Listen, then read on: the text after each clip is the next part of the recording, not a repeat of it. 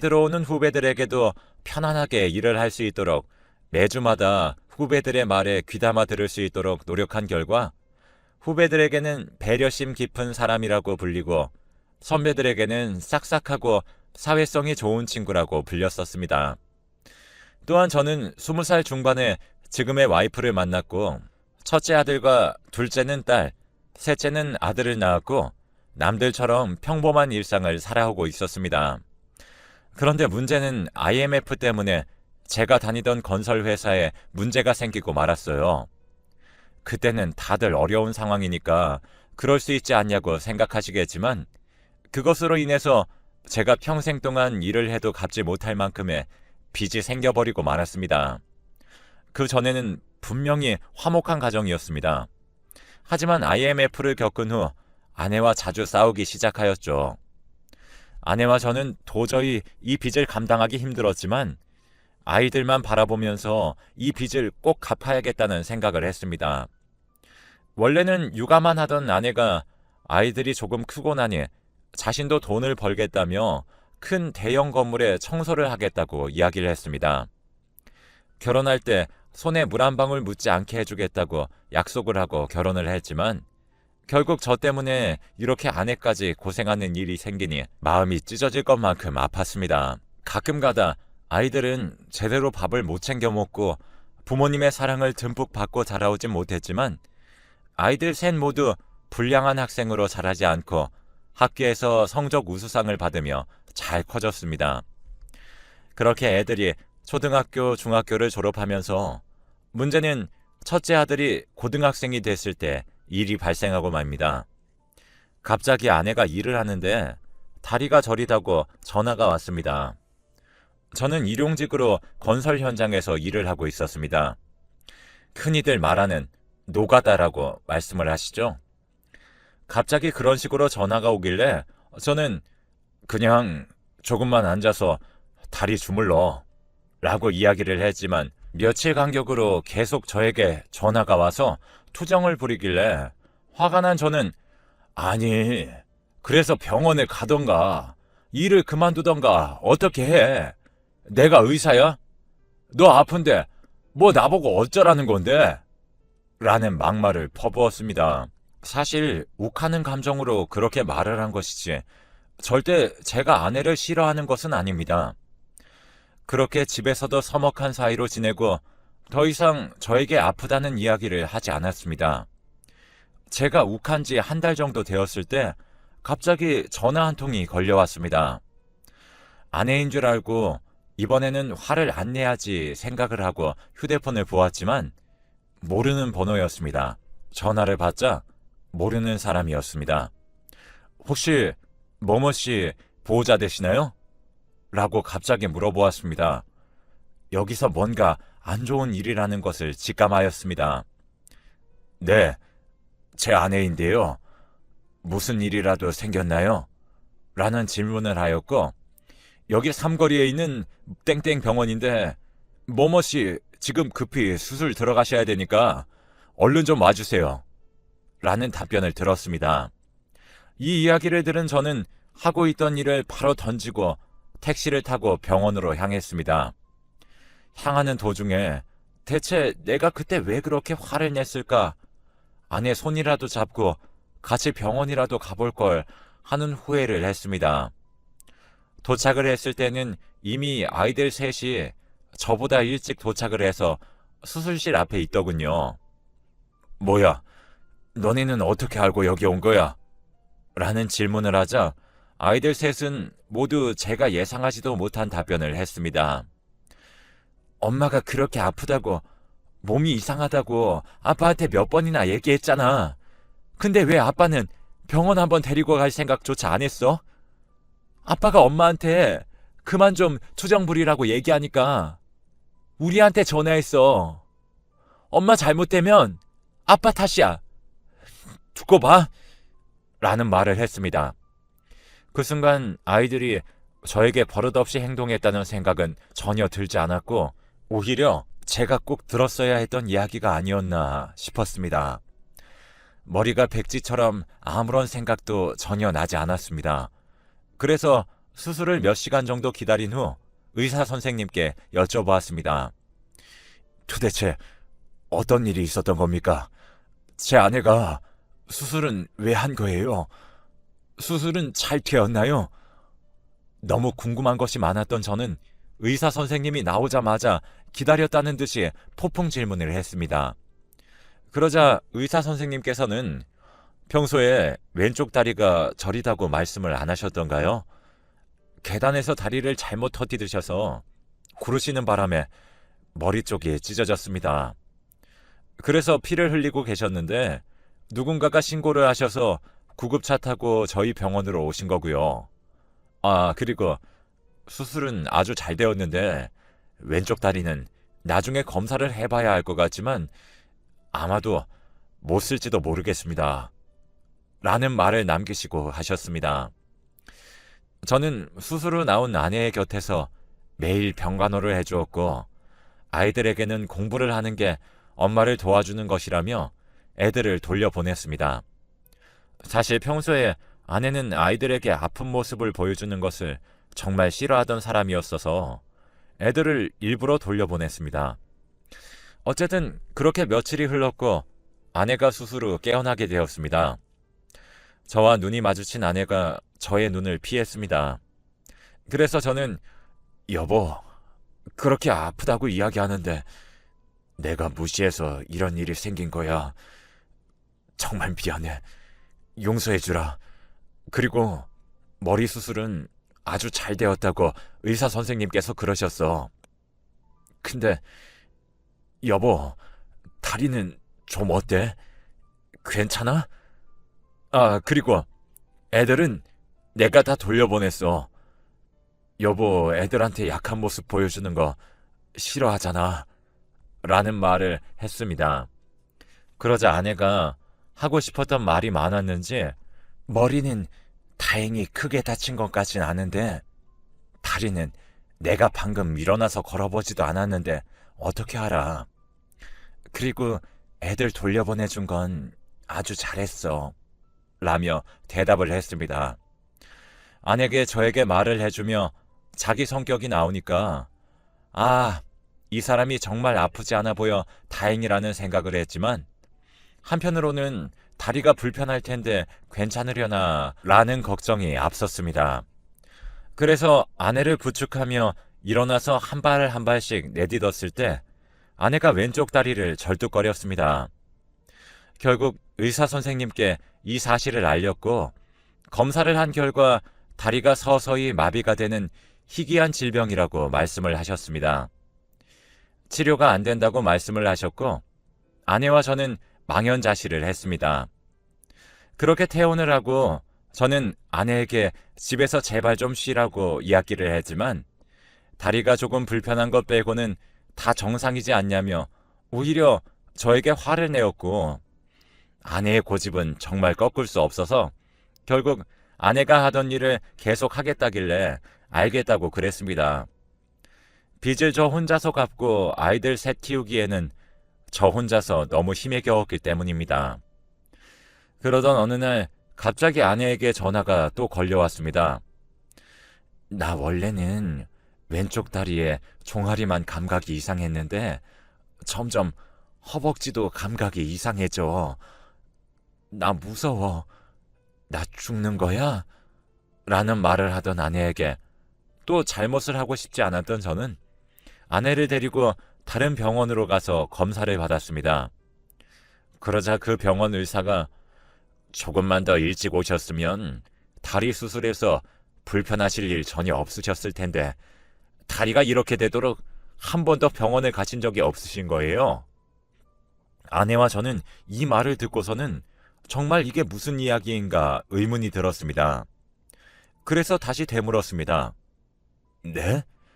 진짜로 수술했으면 고칠 수 있었던 거예요? 라는 질문에 의사 선생님은 당연하죠. 수술하면 확실히 다리 괜찮았어요. 제가 장담합니다. 라는 이야기를 들었습니다. 네, 맞습니다. 수술했던 그 병원이, 아니, 그 의사가 잘못 알고 있었던 것이었죠. 정말 너무 어이가 없고 화가 치밀어 올랐습니다. 자신의 행동과 말 하나 때문에 다른 사람의 인생을 이렇게 망가지게 만들었으니까요. 과연 자신의 가족이었어도 이런 식으로 진료를 했을까요? 그 충격이 가시기도 전에 엎친 데 덮친 격으로 병원비를 폭탄으로 맞았습니다. 이런 식으로 우리 아내의 다리를 제때 수술받지 못한 것도 너무 화가 나는데 돈까지 저를 이렇게 힘들게 하니 모든 것을 포기하고 싶었습니다. 그렇게 하루하루를 망연자실하고 슬퍼하며 술로 하루하루를 보내는 것이 아닌 버텨오고 있었습니다. 갑자기 첫째 아들이 저에게 직사각형의 하얀 봉투를 내밀었습니다. 딱 봐도 학교에서 돈 내라는 안내문인 것 같은 느낌이 들었지만 그 봉투를 잡자마자 안내문이 아닌 것 같은 생각이 들었습니다.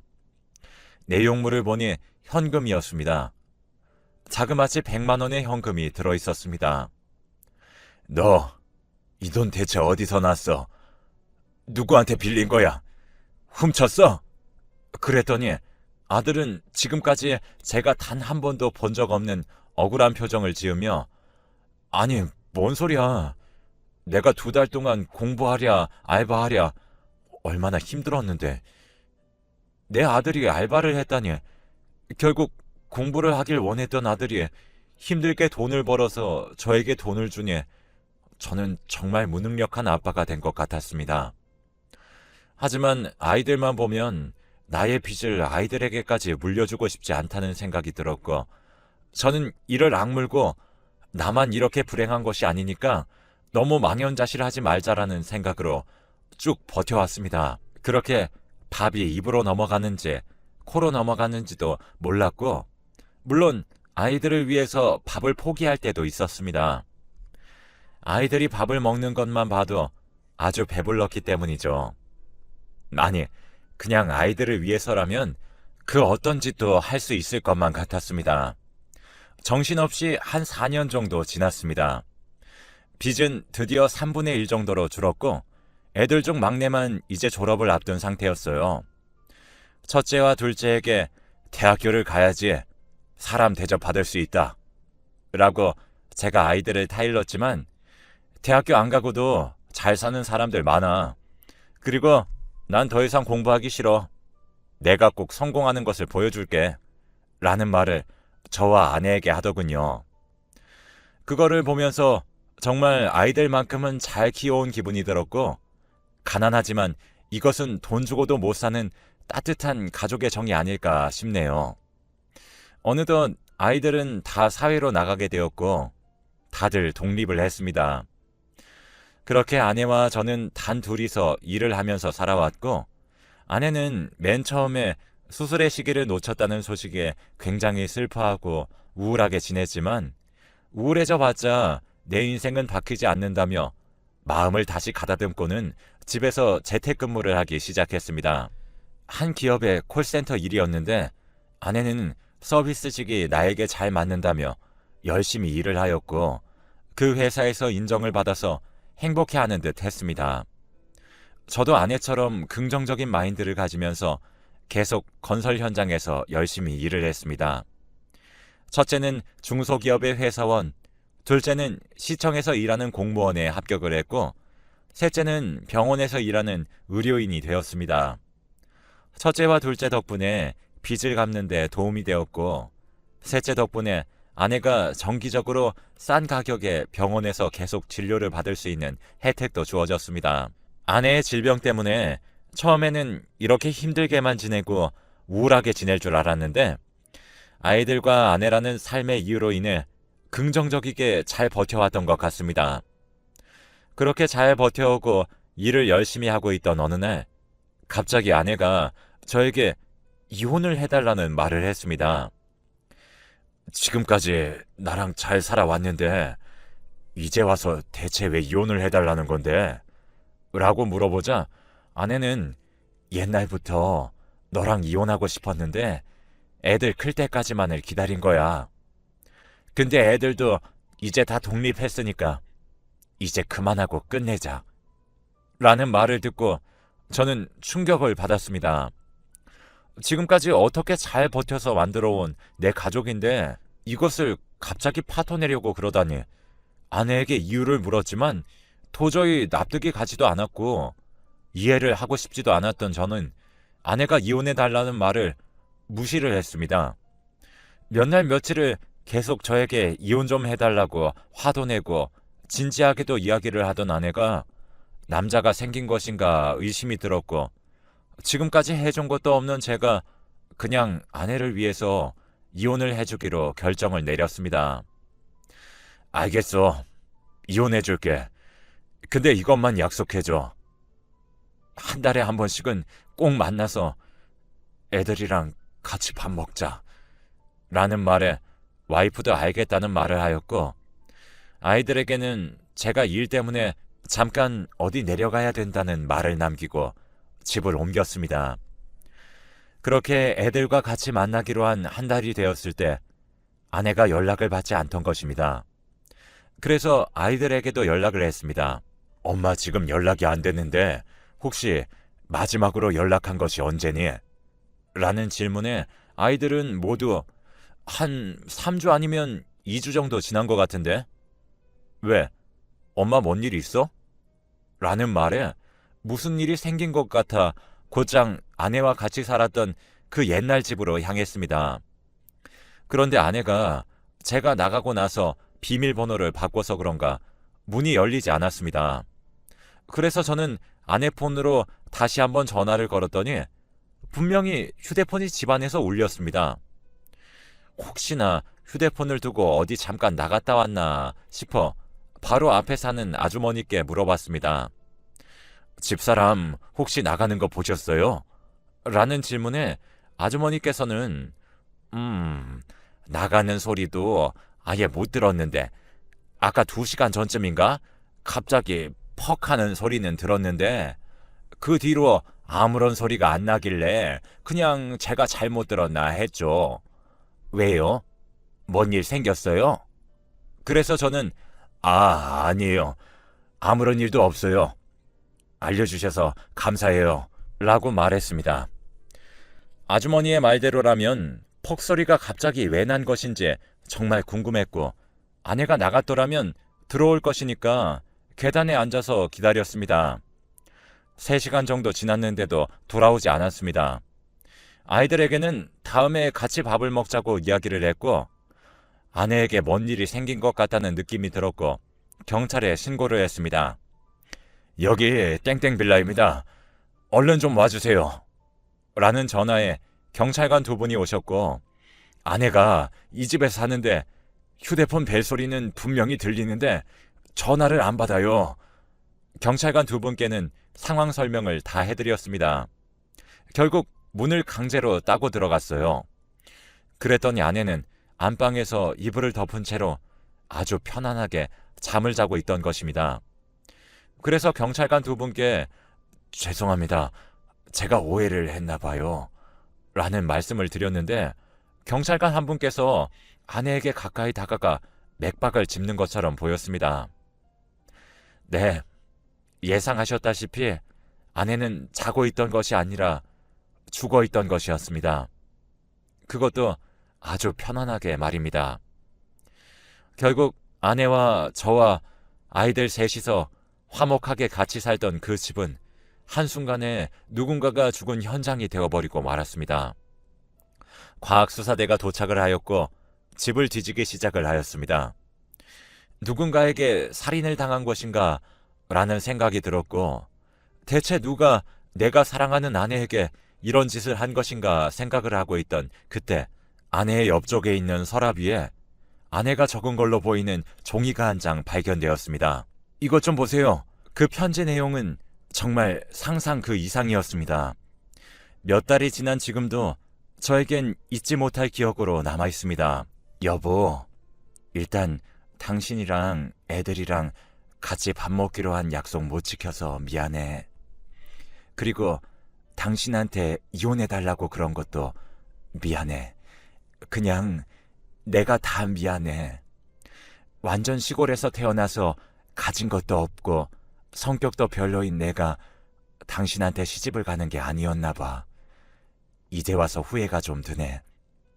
웬만하면 아이들에게는 비밀로 해줘. 나중에 시간이 지나서 애들이 나를 찾는다면 내가 잠깐 여행을 갔다고 말을 해주고, 더 시간이 지나서 또 나의 생사에 대해 물어본다면 그때는 여행 갔다가 실종되었다고 아이들에게 말을 해줬으면 좋겠어. 가난한 아빠랑 엄마 밑에서 태어나서 먹고 싶은 것들, 갖고 싶은 것들, 하고 싶은 것들 다 못하고 살다가 이제 드디어 독립하고 자리 잡아서 바쁘게 살아가는 아이들에게 나의 죽음과 아픔을 알려서 애들에게 방해가 되지 않았으면 좋겠어서 그래. 나의 마지막 부탁이야. 종이에는 이렇게 적혀 있었습니다. 알고 보니 아내는 저랑 이혼하기 전부터 위암 3기 판정을 받았고 저에게까지 아픈 모습을 보여주고 싶지 않았던 것입니다. 사실 아내는 옛날에 어머니와 아버지가 질병에 걸리셔서 부모님 두 분 다 돌아가시는 것을 봤던 사람입니다. 형제도 아무도 없고 외동으로 혼자 자랐던 저의 와이프는 충격적인 부모님의 죽음을 가까이서 보고서는 오랫동안 힘들어하며 살아왔습니다. 그래서 그런 것인지 아내는 아픈 모습을 보여주고 싶지 않았던 것일까요? 내가 느꼈던 슬픔에 대해서 나의 자식들은 알지 않았으면 하는 마음이 더 컸던 것 같고, 차라리 그 죽음을 몰랐으면 오히려 마음이 편안하지 않았을까 하는 생각이 들어서 그렇게 쪽지를 남기고 눈을 감은 것이 아닌가 싶습니다. 그래서 제가 여러분들께 당부하고 싶은 말씀은 주위에 있는 사람들에게 있을 때 꼭 잘해주셨으면 하는 마음이 커서 이렇게 글을 적어보았습니다. 항상 어떤 일에는 타이밍이 있습니다. 그 타이밍을 놓치면 평생 한이 되어 후회를 할 것입니다. 무엇보다도 가족의 말에 관심을 가지고 조금만 더 가까이 다가가시길 바랍니다. 저는 아직도 후회가 되네요. 제가 한때 사랑한 와이프랑 마지막까지 함께 있어주지 못한 것이 저에겐 아직도 후회가 됩니다. 긴 글 읽어주셔서 감사드리고 여러분도 항상 좋은 일만 생기시길 바랄게요.